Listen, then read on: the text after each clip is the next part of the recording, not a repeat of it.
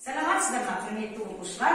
Алдымен сабағымызды бастамастан бұрын бәріміз шеңберге шыға алайықыздар.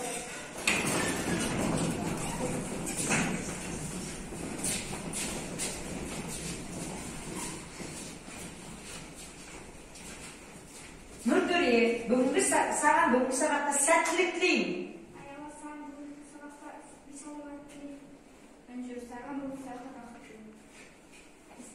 Бүгінгі сабақта бізге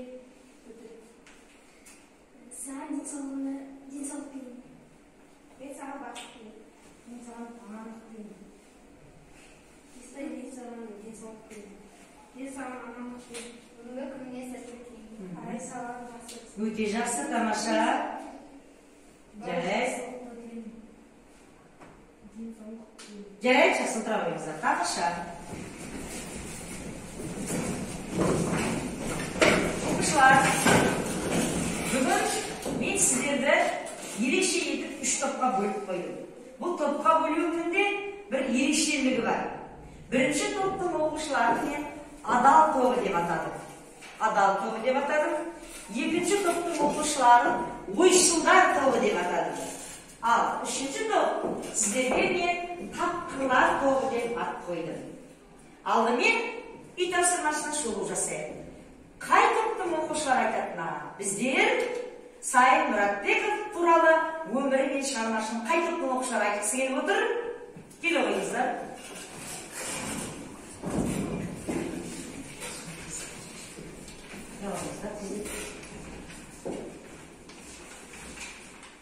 Сайын Мұратбековтың өмірі мен шығармашылығымен таныстырып тыңдаймыз. Сайын Мұратбеков 1936 жылы 15 қазанда Алматы облысы Қапал ауданы Қоңыр ауылында дүниеге келген. Жақсы. Керемет. 1988 жылы Қазақстан Республикасының еңбек сіңірген қайраткері атағын алды. Өте жақсы. Сайын Мұратбековтың шығармалары мен әңгімелері әртүрлі тілдерде аударылған. Өте жақсы. Оқушылар, мынау тапқыр тобының бағалап жіберейік кәніке. Бағалаймыз. Тамаша. Керемет. Өте жақсы. Отыра қойыңыздар. Олай болса, мен мынау адамдар тобына сұрағым бар. Біздің өткен сабақта жерінен қарай өтіп жатқан тақырыбымыз қайталап өтеміз деп аталады. Жусан иісі. Олай болса, мен бірінші топқа сұрақ қойып отырмын адал тобына. Жусан туралы сіздер қандай дерек білесіздер? Кім айтып? Айта ғой.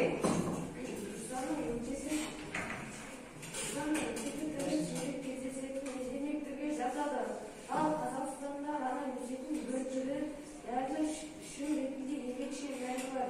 Шырғалдың жусанның жапырағын сабағын жеуге болады. Өте жақсы. Нұртөре'ні бағалап жіберейік, кәніке. Кәніке, бәріміз бағалаймыз. Тамаша. Нұртөре, сонда мынау жусанның да адам өміріне несі бар екен балдар? Пайдасы да өте көп екен. Тек қана мал ғана жемейді оны. Адамдар бұны түзде не жасайды дедің? Дәрмен жасайды. Өте тамаша. Отыра ғой. Келесі, ойшылдар тобы. Сіздер айтыңыздаршы маған. Неге мына повесть жусан иісі деп аталды?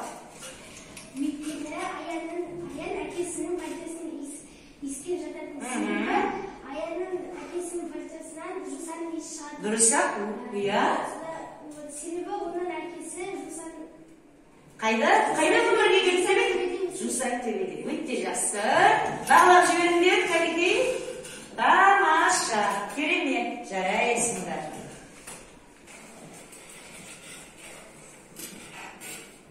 Оқушылар, олай болса біздің бүгінгі сабағымыздың тақырыбы жусан иісі әңгімесіндегі типтік бейнелерді сабағын өтеміз біздер. Олай болса, бәріміз бірлесе отырып, бүгінгі сабағымыздың мақсатын шығарып алайықшы. Қалай ойлайсыздар сонда сіздер? Бүгінгі сабағымыздың мақсаты қалай болу керек? Айта ғой. Бүгінгі сабағымыздың мақсаты кейіпкерлердің маңызын шығару. Жарайды, жақсы. Мына топта қалай деп ойлайсың, Айша? Бүгінгі сабағымыздың мақсаты әр кейіпкердің мінездемесін ашу. Жарайды. Сіздер қалай ойлайсыздар? Әр кейіпкерлерді сипаттау. Әр кейіпкерлерді сипаттайды. Жарайды, жақсы. Олай болса, бүгінгі біздің сабағымыздың мақсаты оқушылар бәріміз бірлесіп тапқан әдеби туындыдағы кейіпкерлердің типтерін тип тұрғысынан не аламыз? Сипаттаймыз. Оқушылар, Birinchi bizde topпен жұмыс жасаймыз. Адал тобына, ойшыл тобы, тапқыр тобы. Топқа мен сіздерге мына тапсырма берейін деп тұрмын. Кейіпкерлердің аты бірінші адал тобына Аян, екінші ойшыл тобына Сады, үшінші тапқыр тобына Есікбай. Тапсырма мынандай топпен жұмыс. Шығармадан үзінді аламыз, аласыздар, және сол үзіндіден Аянның мінезін шығарасыздар, Садықтың мінезін шығарасыздар, Есікбайдың мінезін шығарасыздар. Ал бастаймыз. 1 минут уақыт береміз. Жасарыз. Алдарыңызда берілген кестені, топ алдарына берілген кестені толтырасыздар. Жақсы. Топ алдарына берілген кестені толтырамыз. Оқулықпен. Дайынсыңдар ба? Дайын ба? Дайынсыз ба? Адал тобы дайынсыз ба? Кім оқиды? Жарайды оқушылар, бәріміз бері қараймыз.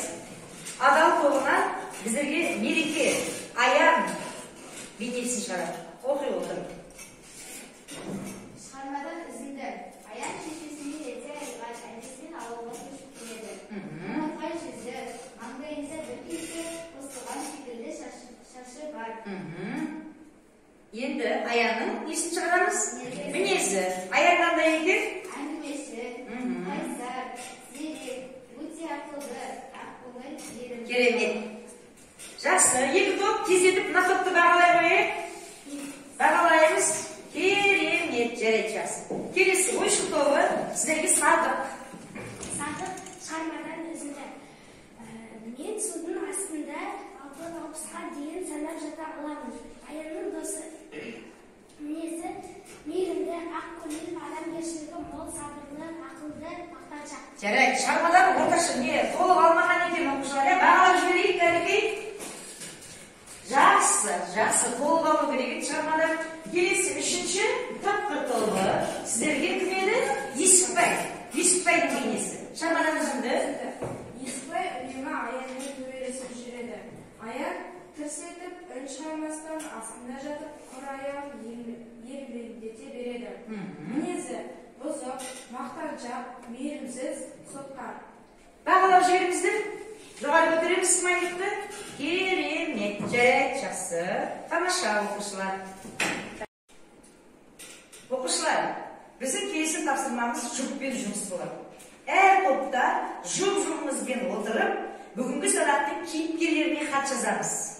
Түсінікті ғой, ал басқаңыздар хат жазуды. Жұппен орындаймыз, басқаңыздар жазамыз. Жазыңыздар бәріміз. Кейіпкерге хат жазамыз. Алдарыңыздан параққа хат жаза беріңдер. Ашқынан жаза беріңдер. Ал жазамыз. Кейіпкерге хат жазамыз. Жұппен орындаймыз, жұппен екеуін бірге орындамана жаз. Жұппен орындаймыз, хат жазамыз.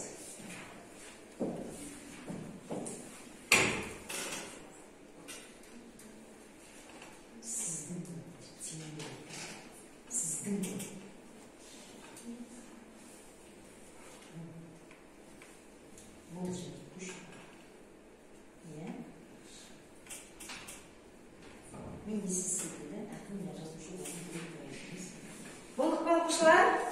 Болдық, тамаша. Так, бірінші адал тобымен қай жұп болды? Жарайды, екеуін тұра қойыңдар.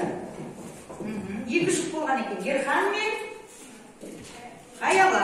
Аяла оқи ол, сен отыра бер. Ерхан мен Аяла қатшы. Сәлем ана, қалайсың? Біз бүгін сабақта отыр. Сізге қатысын жазуды жөн көрдік. Сен жетім болсаң да бәрін алға шыға алдың. Сен тамаша жасың. Сен басқа балаларға қарағанда ерек ойшы. Аңызды ертелерді көп білетін бала екенсің. Тамаша. Аяғына хат жазып, қол сағарыз. Тамаша. Керемет, ойшыл тобынан жұппен, қай жұппен Ерхан мен Айша жазып бітірген екен, оқи қойыңыздар. Ерхан мен Айшаның хатын тыңдаймыз. Сәлем Аян, қалай? Мен жусан иесі атты повесін оқып, сенің еңбегіңмен таныстым. Сен жетім қалғаныңа қарамастан өте мықты болғаныңа таңғалдым. Сен жақсы баласың. Әрқашанда алға ұмтыла бер. Мен сені қолдаймын. Керемет.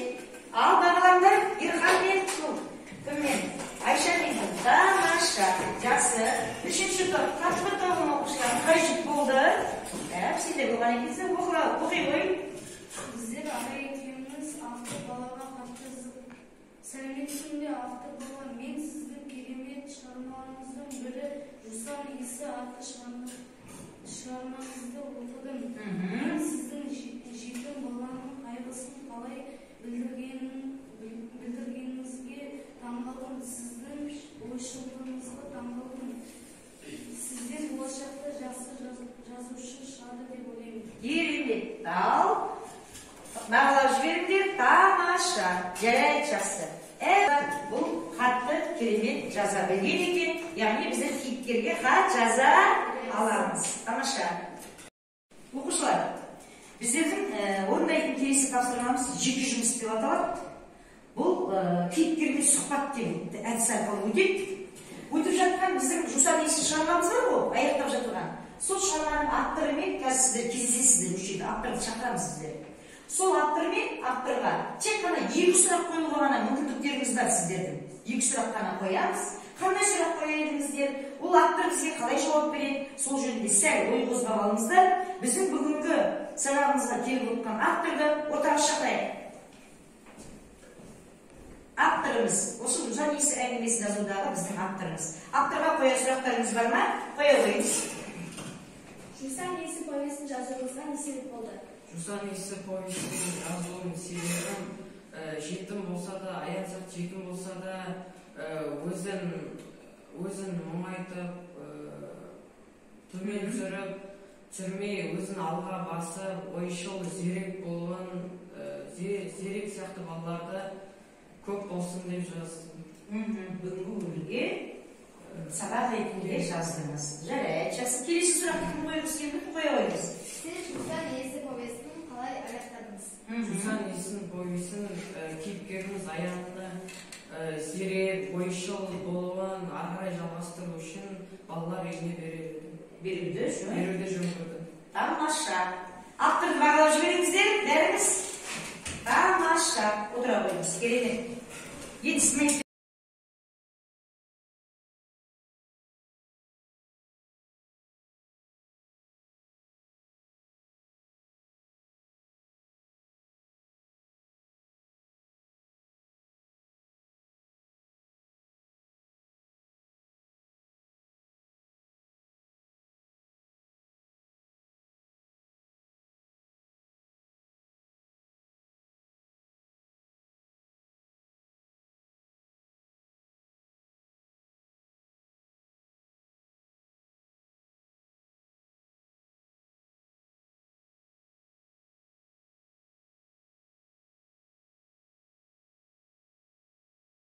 оқушылар, біздің бүгінгі сабағымызда өзінің мәресіне жеткен секілді. Олай болса, әр топ оқушылары алдарыңызда тұрған стикерге өзіңіздің бүгінгі сабақта өткен дәрістерді қолдана алдыңыз ба? Сабақты түсіндіңіз бе? Әлде аздап түсіндіңіз бе? Қай сатыда тұрсыз? Жетістіктің қай баспалдарына жеттіңіз? Стикерлеріңізді әкеліп, мынау әдіс тәсілдерге кері байланыста жастыра қойыңыздар. Бәріңіз келе қойыңыздар.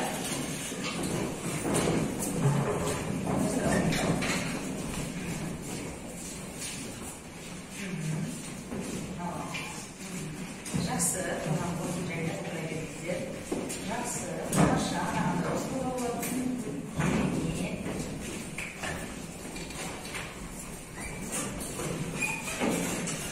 Мінекей оқушылар, кері байланысқа әрмен қарай көретін болсақ, біздің оқушыларымыз бүгін жетістік баспалдарында бүгінгі сабақта өтілген барлық әдіс тәсілдерді меңгере алады екен, сабаққа жақсы түсінген балалар бар екен, білімнің шыңына жеткен бір оқушы бар екен, табыс сатысының ең жоғарғы деңгейге жеткен 2 оқушымыз бар екен. Жарайды, жақсы оқушылар. Олай болса сіздерге үйге тапсырма. Сайын Ратбековтың Жусан иісі повесін толықтай оқып, бірнеше сұрақтар берілген сіздерге, сол сұрақтарға жауап береміз. Сабақ аяқталды.